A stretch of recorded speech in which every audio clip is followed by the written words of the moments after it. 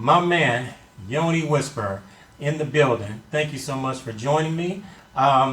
So with that said, really quick introduction. Let everybody know, how did you get into, because what you're doing is called Tantric Sex, correct? Is Tantric, or what's the best way to describe it? Well, I live a tantric lifestyle. Tantric lifestyle. Okay. Tantra does not only embody sex.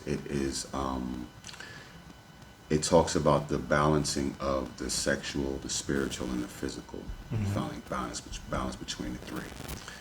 So, yes, unfortunately, in this society, they teach Tantra as only being about sex to keep the other two components out, so we won't have sexual balance or spiritual balance.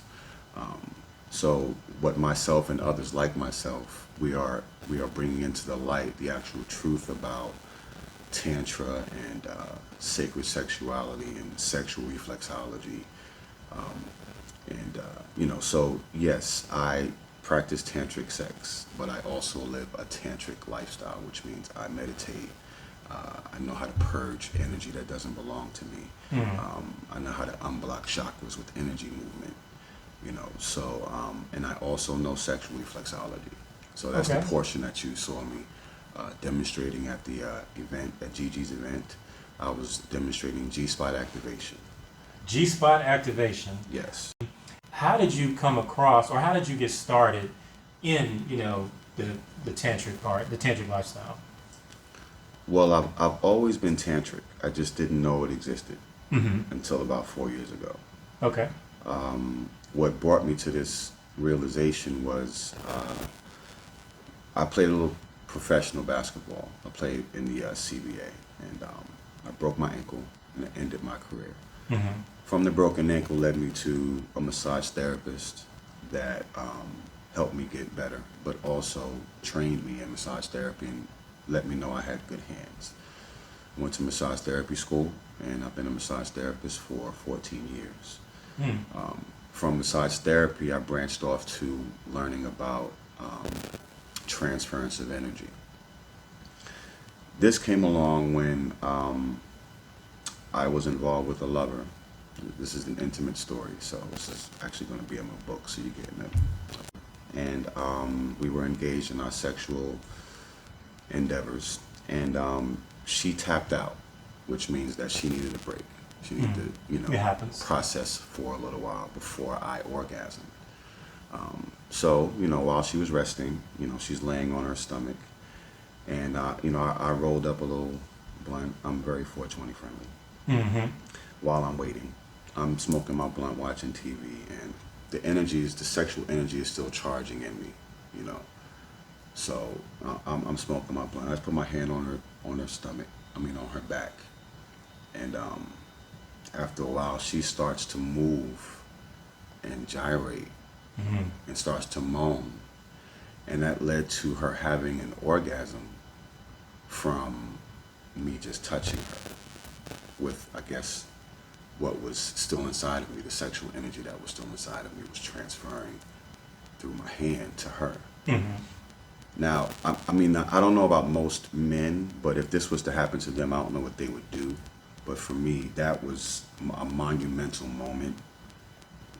There had to be some meaning to that. That didn't just happen out of nowhere. So I started to investigate transference of energy, and energy work and quantum force. And that led me to Taoism and Tantra and so many different modalities of energy work that you can research and master. So Tantra just resonated with me. It just made me feel like this was something I was always doing. I was never really a one-night stand type of guy. Most of my sex that I've had has been intimate, even when it's primal. It's usually intimate. There's a connection. I was actually going to ask about that. I was, right when you were talking, I'm thinking to myself, okay, is this an energy that you can kind of harness and transfer if it's just, like you said, if it's just, just casual sex, or does it have to be intimate, like with a lover, making love? Does it have to be something special? Could this work equally for you, regardless of the level of intimacy and emotion you have for the woman? Well, that's something that the individual couple would have to answer. I cannot speak for every couple, and that's something that a lot of practitioners and teachers do. They tend to categorize everybody, Mm-hmm. and we're all individuals. I mean, yes, we all have certain traumas, we all have certain obstacles we need to get over, but we're still on an individual journey with our individual perceptions of life and sex. So you meet somebody in the club and it's love at first sight. You still just met them. You don't have the connection yet, but that connection is still there. Right. You know, so that could happen to that couple. Mm-hmm. Who am I to say that it can only happen to a person who's been together for a year and they have this? I can't say that. But what can be said is that transference of energy is real between all self-sustaining systems. It's not just human and human. Mm-hmm. A self-sustaining system is a system that is alive. That goes for plants, insects, animals, water. So if in your perception that you can only connect with another self-sustaining system with time, then that's what you will have. Mm-hmm. But once you start to perceive it as it's all energy, it's here for you, it's here for me, then the time is up to you too. Mm-hmm. Okay. Now, all the years and experience you have, do you teach? Are there, is there ever the possibility that someone like myself or anybody just who's seen you in an event can come up to you and say, hey, how can I learn to do what you do? How can I satisfy my woman the way you do? Are you teaching classes, or do you have a book out, or how can someone get that knowledge? I do teach. I am taking a break from teaching right now. Mm-hmm. I'm learning that the type of information that I have is helpful, but it's also dangerous in the wrong hands. Mm-hmm. I've had a bad experience with one of my students, a male student, and I'm working out the kinks on how I can never make that happen again. Okay. I don't want the wrong man to know what I know, because if they're going to go out and just cause women more trauma, Mm-hmm. it just defeats my purpose. You know what I mean? So Now, we don't have to talk about the negative experience with that guy, but what is the most, I guess, surprising or the most monumental experience you've had with someone as far as the transference of energy? Because what I saw, I don't know if that was just kind of like, run of the mill, this is what you do, this is just like the normal, basic, or if that was full throttle. What is like the ultimate transference of energy? Because I'm assuming, like we hear with a lot of things, there are levels to this shit. mm-hmm. So, is there a way, I know on your end organically, you can control just how much, the velocity of your energy, and if so, is there a time where you can recall where you just made a woman just lose her mind, like completely, you know what I mean? Yeah, well, all right. Well, the first thing that comes to mind was I was doing an event for Lyric the Nudist, Mm. Okay. sister of mine, and she had a bonfire going at this cabin that we were at, and I was doing a G-spot activation demonstration, the art of squirting, and well, picture this: the guests are sitting around the bonfire. Mm-hmm. It's a beautiful fire, and I have the table far enough away from the bonfire, but close enough to where the model that I was using actually squirted into the fire. Nice. And we didn't get this on camera. Just mom, I guess good thing I'm bringing it up now so that others can share in this memory. Mm-hmm. But it was. We heard that it sizzled when it hit the fire, and everybody reacted to it like, wow, that was a beautiful picture of humanity and nature just bonding. Like it was that's what it was for me, you know. Anyway, so yeah, that sticks out in my mind as one of the most memorable ones, you know. So, really quickly, so if you had a woman, sees this video or sees you at an event anywhere around the city, if they're interested but they're nervous, you know what I mean? This is something, this may be a foreign concept to her, something that she's never heard of, and maybe stepping off the beaten path for her. What would you say to someone to kind of help them, ease their anxiety about something like this? Because not everybody knows what tantric means. People, I'm pretty sure, are going to come up with their own visuals or their own ideas, and more than likely they may be wrong. They may be, just inaccurate. But for someone who does want to get the most out of her intimate life, a woman who wants to learn more about her body and what makes her happy and how to reach, the climax, but may be afraid or just want to dip her toes in the water a little bit. What would you say, or what would you do to a woman like that to help her calm down and kind of help her become comfortable with this? Well, first I would have to have a consultation so I can understand more about that specific woman's journey. There's a reason why she may be shy or afraid, or in any type of negative way towards her sexuality or her pleasure or her sexual worth.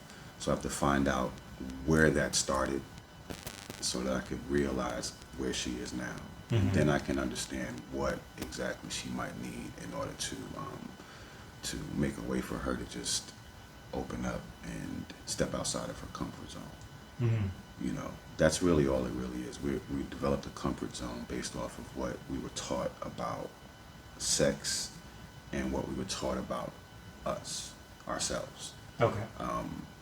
Most of us have learned sex from porn, or life experiences, and coming from a place, and when I say a place, this country and who raised us, the elders that raised us, their perception of sex is the man orgasms every time he has sex. That's just a basic common thing that everybody knows, right? Like, yeah, as men, we're gonna get ours. But we're taught that we all have orgasms every time we have sex, right? Right. But we're not supposed to orgasm every time we have sex. So if that basic piece of information is something that was taught to us by our elders, what does that say about the whole construct of sex and what it really means? Because when a man orgasms, he's weaker. When a woman orgasms, she's stronger. So, didn't know that. Really? So how is the man supposed to make this woman orgasm and climax every time she has sex if he's thinking about his orgasm? Interesting. Yeah, no, actually, I was on a podcast with a co-host of mine, and he was saying, when he's going down on his lady, when he's performing oral sex, he's not thinking about reciprocation. He's not thinking about, okay, once she's done, it's my turn. He's not thinking about what's in it for him. He's 100% focused on her relaxation, her energy, her pleasure, and he feels the his energy is all about her 100%, and leaving all questions, all anything about him is completely off the table. And when he said that, I'm like, okay, that makes so much sense. It actually made me think twice about oral sex. Like maybe as men we do need to approach these things, oral sex, and just overall, like stop focusing on, okay, once she's done, then I'm gonna get mine, or the reciprocation. Like focus on her. Let her mind needs to be completely at ease and relaxed because she's the recipient.